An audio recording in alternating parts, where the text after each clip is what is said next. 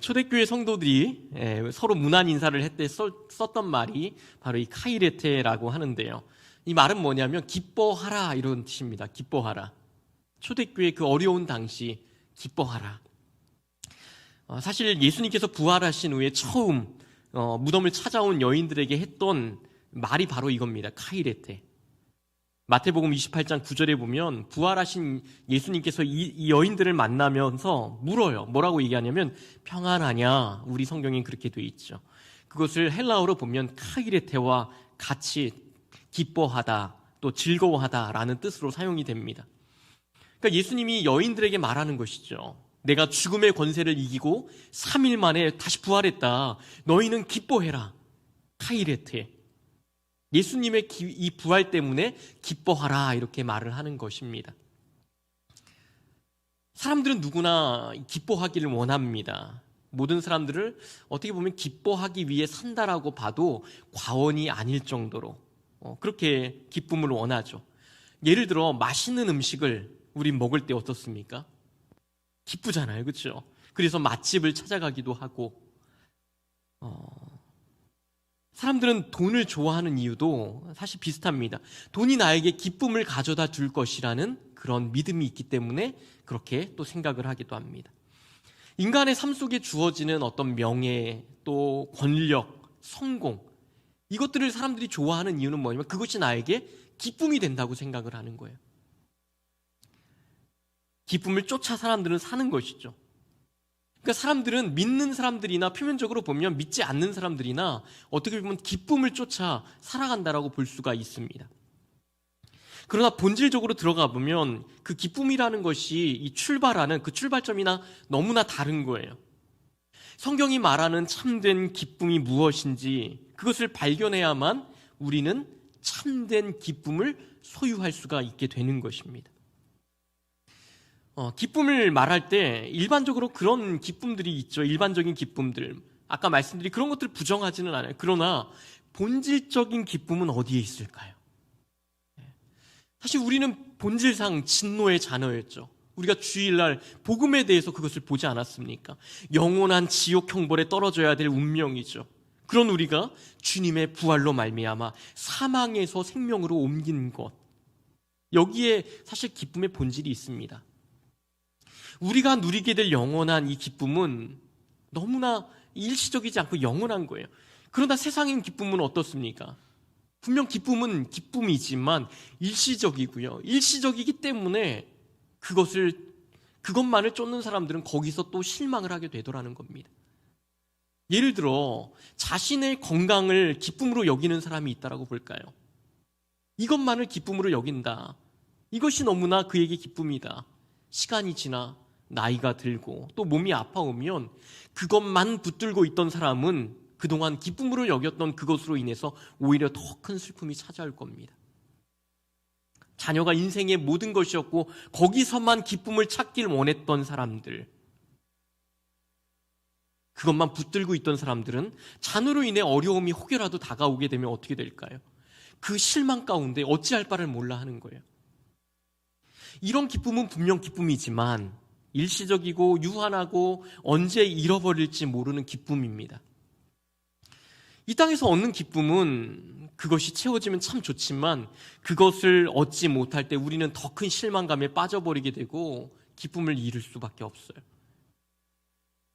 일시적인 기쁨들은 우리를 때론 더 큰 실망으로 바꿔버립니다. 그래서 성경이 늘 이야기하는 것은 신앙인이 바라봐야 될 기쁨은 세상과는 다른 기쁨이라는 거예요. 우리가 성경이 말하는 기쁨을 잘 알기 위해서는 그래서 먼저 세상이 말하는 기쁨과 성경이 말하는 이 기쁨에 대한 본질적인 비교가 필요합니다. 기쁨이란 이 사전적인 의미로 보면 간절히 원하는 것을 소유할 때 생기는 감정입니다. 예를 들어서 행복하다, 성공했다, 행운이다 이런 것을 우리는 이런 감정이 생길 때 우리는 기쁩니다. 감각적이죠. 일시적으로 지나갑니다. 그럼 성경이 말하는 기쁨은 무엇이냐? 한마디로 느헤미야 8장 10절 이렇게 얘기를 해요. 보시면 이렇게 말합니다. 여호와로 인하여 기뻐하는 것이 너희의 힘이니라. 영원하신 그 하나님으로부터 출발하는 기쁨이죠. 이 방향성을 잘 보셔야 됩니다. 본문을 다시 한번 살펴보면 이래요. 만일 너희 믿음 위에 재물과 섬김 위에 내가 나를 전제로 드릴지라도 나는 기뻐하고 너희 무리와 함께 기뻐하리니 이와 같이 너희도 기뻐하고 나와 함께 기뻐하라. 오늘 빌립보서를 쓴 바울의 경우를 생각해 보세요. 바울이 지금 어디에 갇혀 있습니까? 오늘 본문인 이 빌립보서를 썼던 그 장소가 어디입니까? 감옥입니다. 상식적으로 기뻐할 수 있는 장소가 아니죠. 그런데 흔히 기쁨의 서신이라고 말하는 이 빌립보서에는 무려 16번이나 바울은 기뻐하라고 얘기를 하고 있는 거예요. 반복해서 얘기합니다. 감옥에서, 그것도 사형 집행을 눈앞에 둔 바울은 지금 기쁨을 누리면서 기뻐하라고 우리에게 지금 권면을 하는 것입니다. 오늘날과 같이 기쁨을 상실한 채 어떻게 보면 삶의 이 압박 속에서 늘 불안하고 늘 압박 속에서 살아가는 이 현대인들에게 너무나 절실한 말씀이 아닌가 생각합니다. 우리는 기뻐해야 합니다. 그렇게 하고 싶어요. 그런데 기뻐할 수가 없는 거예요. 왜 그런 것일까요?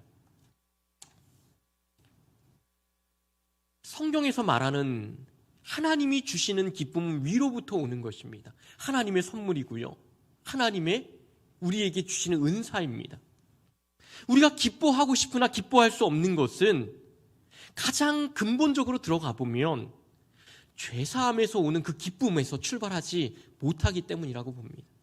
그래서 하나님이 주신 기쁨을 얻기 위해서는 첫 번째로 죄사함의 기쁨을 우리는 반드시 다시 한번 짚고 넘어가 봐야 합니다. 이것을 깨달아야 하는 것이죠. 오늘 바울이 감옥에서 사형 집행을 앞에 두고 기뻐할 수 있었던 그 기쁨, 그것을 우리가 깨닫고 누리기 위해서는 죄사함에서 오는 그 기쁨, 구원의 감격을 회복해야 합니다. 제가 중학교 때에는 부흥회에 참 많이 참석을 했습니다. 그 당시에는 부흥회가 참 많았죠. 80년대 후반, 90년대 초반 이럴 때. 제가 중학교 2학년 때 부흥회 중에 기도하다가 회개 기도를 했는데 너무 기쁜 거예요. 감사한 거예요. 저희 집이 가장 경제적으로 어려웠던 때가 언제냐면 제가 초등학교 4학년 때부터 중학교 2학년 때였던 것 같아요. 제가 느낄 때 그렇습니다. 학교에서 우유급식을 먹고 싶은데 집에 말하기가 힘든 거예요. 눈치는 있으니까. 그때 제가 우유만 먹었어도 담임 목사님 정도는 안 돼도 더 이상은 얘기하지 않겠습니다. 사춘기 시절에 신앙에 있어서 가장 중요한 것이 무엇일까요? 제가 도리터 생각해 보니까 회심이더라고요. 회심을 경험하고 예수님을 인격적으로 만나고 하나님의 함께 하심을 마음에 담고 사는 자녀는 그 기쁨으로 사춘기를 지내는 거예요. 구별된 인생으로 살아가게 되더라는 것입니다. 그래서 하나님은 우리에게 기쁨으로 살아가라 명령을 하셨습니다. 기쁨으로 사는 것이 명령이라고 하니까 조금 이상하게 들릴지도 모르겠지만 기쁨은 명령입니다. 빌립보서 4장 4절을 보면 이렇게 말해요. 잘 아는 말씀이죠. 주 안에서 항상 기뻐하라. 내가 다시 말하노니 기뻐하라. 여기서 기뻐하라는 말이 보면 명령형으로 쓰였어요. 그런데 생각해 보세요. 명령형으로 쓰였다면 우리가 노력으로 얻을 수 있어야 되는 것이잖아요. 그런데 기뻐하고 싶어도 어떤 때는 기쁘지가 않은 거예요. 아무리 노력을 해도 내 힘으로 기뻐할 수 없더라는 겁니다. 내 의지로 기뻐할 수 있는 것이 아닌데 기뻐하라고 명령하는 것이 조금 이상하지 않습니까? 이런 부분이 참 성경을 우리가 이해하기 어려운 부분입니다. 한번 잘 들어보시고 알아요. 성경이 말하는 기쁨은 신자들만이 누리는 기쁨이에요. 예수를 믿게 되면 세상 사람들이 알 수도 없고 느낄 수도 없는 하나님의 은혜가 우리에게 임합니다. 그 은혜는 성령님이 함께 하시는 은혜예요. 성령님께서 우리가 할 수 없는 이 명령, 기뻐하라라는 이 명령을 지켜 행할 수 있도록 우리를 도우십니다. 그래서 신앙은 근본적으로 하나님을 의지하는 행위인 거예요. 성령님을 의지하는 것이고요. 구원자 예수 그리스도를 의지하고 하나님을 도우심을 구하는 것입니다. 세상 사람들은 이 명령을 지키고 싶어도 지킬 수가 없는 거예요. 하나님의 은혜를 경험하지 못했기 때문에, 성령님을 의지하지 못하기 때문에, 성령님의 도우심이 없기 때문에 이 명령이 순종할 힘이 없는 것입니다. 그러나 이 은혜를 경험한 신자는 그 은혜를 알기 때문에 예수 그리스도의 보혈을 의지해요. 결국 내 노력으로 나간 것 같지만 누가 하신 것입니까? 성령님이 도우신 거죠. 하나님이 하신 일입니다. 예수 그리스도 안에서 이룬 일이 되는 것이죠. 로마서 14장 17절에 보면 이렇게 말합니다. 보시면 하나님의 나라는 먹는 것과 마시는 것이 아니요 오직 성령 안에 있는 의와 평강과 희락이라. 하나님의 나라가 임할 때 오는 기쁨은 먹고 마시는 것이 아니래요. 오직 성령 안에서 누릴 수 있는 의와 평강과 희락입니다. 죄사함의 기쁨은 우리가 성령을 의지하게 만들어요. 예수 그리스도를 십자가에 의지하게 만듭니다. 하나님의 도우심을 의지하고 그것을 붙들게 만드는 거예요. 성령님께서 의와 평강과 희락을 우리에게 주십니다. 그것이 바로 기쁨인 것입니다. 여러분, 우리가 신앙생활을 하면서 기뻐하지 못하는 이유가 뭐예요? 그건 세상의 기쁨과 또 성경이 말하는 기쁨 사이에서 갈팡질팡하기 때문은 아닐까요? 우리가 성도로서 누려야 할 기쁨이 무엇인가? 우리가 이것을 알아야 합니다. 이것을 먼저 바르게 정의 내리고 성령님을 붙들고 이것으로 나아가야 성령님이 주신 참된 그 기쁨을 우리가 누릴 수 있게 되는 것입니다. 저는 이 기쁨을 우리 모두가 다 누리기를 원합니다. 그래서 두 번째로 하나님이 주시는 기쁨은 내적인 기쁨이라는 거예요. 내적인 기쁨. 일반적으로 사람들은 기뻐할 일이 있어야지 기뻐하는 것 아니냐 이렇게 생각을 합니다. 그런 사람들에게 오늘 바울이 전한 기뻐하라는 말씀이 사실은 그렇게 보면 터무니없는 말씀이 되는 거죠. 감옥에 있는데, 죽음을 앞뒀는데, 교회 안에 있지만 기쁨의 정의가 너무 다른 거예요. 그러면 기쁨을 알 길이 없습니다. 베드로전서 4장 13절을 같이 보시면 이렇게 말합니다. 우리 같이 한번 읽어보겠습니다. 오히려 너희가 그리스도의 고난에 참여하는 것으로 즐거워하라. 이는 그의 영광을 나타내실 때에 너희로 즐거워하고 기뻐하게 하려 함이라. 성경을 쭉, 특별히 신학 성경을 읽어본 분은 아시겠지만 수많은 본문에서 발견되어지는 것이 바로 이런 말씀입니다. 인간적인 관점으로 볼 때는 분명히 불행한 것 같고 고통스러운 것 같고, 그런데 자꾸 기뻐하라는 거예요. 이런 비상식적인 말씀을 우리가 어떻게 받아들일 수 있을까요? 보시면 이 기쁨이 어디를 향하는 것을 알 수가 있습니까? 우리가 가진 기쁨과 즐거움은 이 땅을 향하지 않고 있다는 거예요. 하나님을 향한 기쁨이라는 것을 발견할 수가 있습니다. 기쁨의 방향성입니다. 이 방향성을 갖고 있을 때 좋을 때도 기쁘고요, 어려울 때도 기쁜 거예요. 그 헌신의 자리를 붙들고 나아갈 수가 있는 것입니다. 내가 무엇을 기뻐해야 하는가? 우리가 무엇으로 기뻐해야 하는가? 사실 이게 믿음입니다. 하나님은 우리가 잠깐 기뻐할 수 있는 기쁨이 아니라 영원한 기쁨을 누리시길 원하세요. 그런데 우리는 자꾸만 영원한 것에서 기쁨을 누리려고 하는 것이 아니라 이 땅에서 일시적인 것에서 기쁨을 찾으려고 자꾸만 하는 겁니다. 똑같은 기쁨을 말하는데 우리는 하나님이 원하시는 기쁨이 아닌 내가 원하는 기쁨, 이것이 자꾸만 어긋나 버리는 거예요. 사랑하는 여러분, 성도가 기뻐해야 할 일이 무엇인가요? 분명 인생에 있어서의 어떤 소소한 기쁨들이 있습니다. 알아요. 저도 딸을 보면요, 아빠 미소가 나오죠. 가정을 꾸려가는 기쁨, 삶에서 이루는 어떤 그런 성취감들, 또 대학에 붙었을 때도 얼마나 좋은지, 그동안 애쓰고 수고했던 그 열매들, 좋은 집으로 이사가도 좋고요, 좋은 차를 타도 사실 기뻐요. 평범한 삶 가운데 누려지는 하나님이 주신 일상 속에서의 기쁨들, 성경은 이런 것들을 절대 부정하지는 않습니다. 예수님 안에서 우리에게 주신 것들을 우리는 기뻐하고 감사함으로 받을 필요가 있습니다. 그러나 이런 유한한 기쁨, 이상의 기쁨, 궁극적으로 우리가 바라봐야 될 영원한 기쁨, 어려움 중에도 기뻐할 수 있고 고난 중에서도 기뻐할 수 있는 하나님이 주신 기쁨이 무엇이겠느냐 하는 것입니다. 그것은 내적인 기쁨이라는 거예요. 내적인 기쁨. 영원한 것을 바라보면서 영원히 누리게 될 그 기쁨을 내 안에 소유하는 거예요.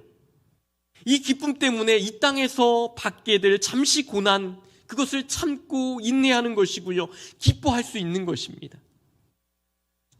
환경이 되어야 기뻐하고 헌신할 수 있다는 것은 사실 하나님의 생각과는 전혀 다른 생각이죠. 야고보서 1장 2절에서 4절을 보시면 그것을 분명히 이야기하고 있습니다. 보시면 내 형제들아 너희가 여러 가지 시험을 당하거든 온전히 기쁘게 여기라. 이는 너희의 믿음의 시련이 인내를 만들어내는 줄 너희가 알미라. 인내를 온전히 이루라. 이는 너희로 온전하고 구비하여 조금도 부족함이 없게 하려 함이라. 여러 가지 시험을 당하는데 온전히 기쁘게 여기라는 거예요. 왜냐하면 그 믿음의 시련이 인내를 만들어서 그 인내가 우리를 어떻게 한다는 거예요? 온전하고 구비하여 조금도 부족함이 없게 하려 함이라. 인간은요, 시험을 당할 때 자신이 어떤 사람인지를 가장 잘 바라보게 됩니다. 알게 되는 거예요. 자신의 부족함이 무엇인지 알게 되고요. 그래서 무엇을 고쳐야 될지, 바꿔야 될지, 더 나아가 자신이 얼마만큼 성장했는지를 깨닫게 되는 거예요. 이게 다 뭐라는 겁니까? 성장의 조건이라는 거죠. 시험 자체가 기쁜 것이 아니고요. 하나님이 나를 다듬어 가시고 변화시킬 것을 믿기 때문에 그 시험이 기쁘더라는 겁니다. 시험은 참 힘든 거예요. 좋아할 사람은 없습니다. 그러나 시험을 당할 때 주님을 더 의지하게 되지 않습니까? 더 기도하게 되고 이해하지 못했던 다른 지체들의 그 아픔을 더 잘 이해하게 되고 성숙해 나아가는 것이지 않습니까? 이전보다 예수님의 그 고난에 대해 더 깊이 깨닫게 되는 거예요. 성도의 참된 기쁨이란 바로 이런 것들입니다. 이런 변화가 결국 나를 어디로 끌고 갑니까? 구원에 대한 확신으로 나를 인도하는 거예요. 구원의 감격으로 나를 인도하는 것입니다. 이 기쁨을 소유하면 참된 기쁨이 찾아오는 거예요. 그 기쁨이 내 안에서 용서숨쳐 나아갑니다. 그것이 근데 거기서 끝나는 게 아니라요. 다른 누구에게 전해지는 거예요. 사랑하는 가족들에게, 가정교회 식구들에게, 그리고 교회 공동체에 흘러 가는 것입니다. 누룩과 같이 퍼져가는 거예요. 그 사람이 있는 곳에 하나님의 임재가 나타나고 하나님의 나라가 임하게 되는 거예요. 하나님이 그분을 충만한 기쁨을 나누는 자로 서게 하십니다. 이런 그리스도인들을 꿈꿔야 하지 않겠습니까? 이 기쁨이 없으면 사실 교회 와도 크게 기쁘지 않습니다. 요새 같은 때는 더 그렇죠. 가정교회로 모여도요 기쁘지가 않아요. 좋은 일이 있을 때는 세상을 다 얻은 것처럼 간증도 할 수 있을지 모르겠어요. 하지만 상황이 조금만 어려워져도 그 기쁨은 다 사라져버립니다. 참 이런 분들이 의외로 교회에 많이 있다는 것이 너무나 안타까운 거예요. 제가 오늘 전하는 말씀의 이 설교의 목적은 단 하나입니다. 성도가 추구해야 할 기본적인 기쁨을 알리는 거예요. 바울이 죽음을 앞에 두고 기뻐할 수 있었던 그 기쁨을 저와 여러분이 그리고 교회가 함께 나누기를 원하는 것입니다. 처음에도 말씀드렸지만 세상이 말하는 기쁨은 일시적입니다. 왜냐하면 세상의 기쁨은 기본적으로 인간의 이 욕망을 바탕에 두기 때문에 그래요. 그래서 매우衝動적이고 일시적입니다. 계속 더 큰 것을 채우지 못하면 그 기쁨은 시들시들해지고 사라지고 자칫 실망으로 끝날 수 있어요. 모든 것을 다 누렸던 솔로몬, 전도서에 했던 말은 사실 결국 다 그런 거죠. 내가 모든 것을 누려봤지만 그건 일시적인 기쁨이었다. 그 모든 것이 마치 바람을 잡는 것 같이 헛된 것이었다. 전도서 2장 10절을 한번 보실까요? 이렇게 말합니다. 그 후에 내가 생각해 본즉 내 손으로 한 모든 일과 내가 수고한 모든 것이 다 헛되어 바람을 잡는 것이며 해 아래서 무익한 것이로다. 솔로몬이 이루었던 큰 업적과 성공이 솔로몬에게 참된 기쁨을 주지 못했다라는 것입니다. 이틀 전에 월요일이죠. 할머니 할아버지 이장 예배를 드리기 위해 가족들이 모였습니다.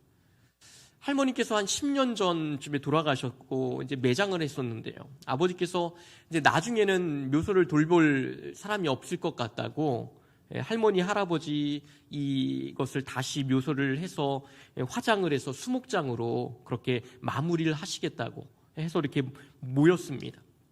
10년 된 할머니 묘소를 포크레인으로 다시 팠어요. 시신 여전히 그대로더라고요. 이렇게 천으로 덮어져 있는 그대로 다시 관에 모시고, 이런 과정들을 옆에서 쭉 1시간 넘게 이렇게 지켜보는데요. 여러 가지 생각이 들었습니다.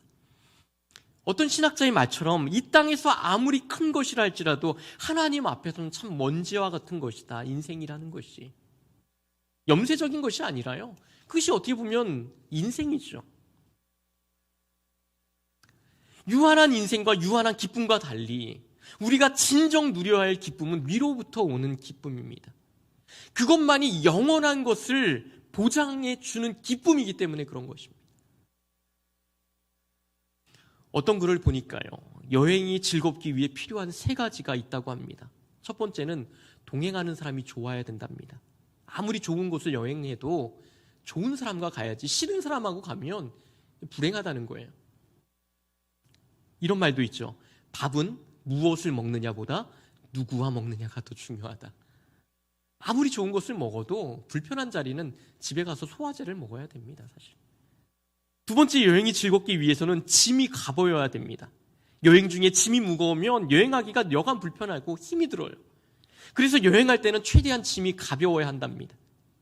마지막, 여행이 즐겁기 위해서는 돌아갈 집이 있어야 한다고 해요. 아무리 좋은 곳을 여행해도 돌아갈 집이 없으면 그 사람은 홈리스, 노숙자가 아닌가요?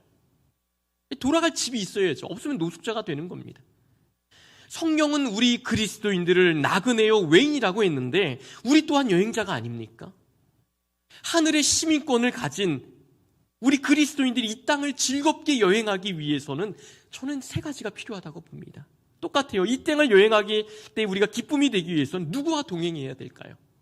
하나님과 예수 그리스도와 우리는 동행해야 됩니다. 또 세상의 짐은 어때야 될까요? 가벼워야겠죠. 욕심이라고 하는 이 무거운 짐을 짊어지고 여행하면 기쁘지가 않은 거예요. 어떤 분들은 매주 교회에 올 때마다 욕심이라고 하는 여행용 가방에다가 그것을 3-4개씩 끌고 들어온다면 힘들겠죠. 우리가 기쁨을 얻지 못하는 이유는 마치 이 땅에서 우리가 영원히 살 것처럼 땅에 있는 것을 쌓아두기 위해서 그 욕심을 가지고 있기 때문이 아닐까. 우리의 시민권은 하늘이고 상급은 하늘에 쌓아야 합니다. 두 마음을 품고 신앙생활을 하면, 세상을 사랑하면 그 짐 때문에 영원한 기쁨을 우리는 맛보지 못하는 것입니다. 마지막으로 그리스도인은 돌아갈 집이 하늘에 있다는 것을 기억해야 합니다. 만약 돌아갈 집에 대한 소망이 없다면 그분을 무엇이라 불러야 할까요? 노숙자 성도, 영적 노숙자가 아닐까. 마지막으로 미국 그레이스 커뮤니티 교회 존 메가더 목사님의 이야기를 하나 하고 마치겠습니다. 그분의 이야기를 보다 보면 여동생이 말기암으로 고통을 당하고 있을 때에 자주 통화를 했는데 그때 통화했던 한 부분을 소개하는 것을 봅니다. 여동생이 말하는 거예요. 줄리, 여동생이 이렇게 말하죠. 줄리, 이러한 일은 누구에게나 일어날 수 있는 일이야. 동생이 담담하게 말합니다. 오빠 알아. 그것은 누구에게나 일어날 수 있는 일이지. 그래, 너도 알다시피 곧 천국의 영광 가운데 하나님 나라에 있게 될 거야. 그래, 나도 확신하고 있어. 동생이 대답합니다. 병원 측에서 마지막을 잘 준비할 수 있도록 정신과 의사와 상담받도록 배려를 했다고 해요. 그때 동생이 병원 측에 얘기하길 이렇게 얘기하는 거예요. 고맙지만 괜찮습니다. 저는 구주 예수 그리스도 안에서 소망을 가지고 있고 지금도 그분과 관계를 맺고 있습니다. 저는 지금 모든 것이 너무나 좋습니다. 이분에게 있는 것이 무엇이었을까요? 성경이 말하는 참된 소망이었습니다. 결국 우리가 기뻐할 수밖에 없는 마지막 이유, 마지막 때만이 아니라 지금부터 우리가 바라봐야 될 기쁨이고 이유인 것이죠. 하나님과의 관계에서 오는 그 기쁨은 그녀의 말기암조차도 빼앗을 수 없는 기쁨이었습니다. 성경은 말합니다. 예수님의 부활을 목격해라. 구원의 감격을 회복해라. 여러 가지 시험을 당하거든 온전히 기쁘게 여겨라. 하늘을 바라보고 예수 안에 있는 영원한 것을 바라봐라. 사랑하는 성도 여러분, 바라기는 우리 모두가 영원한 참된 기쁨을 이렇게 누려가는 그런 복된 인생 되기를 주님의 이름으로 축원합니다.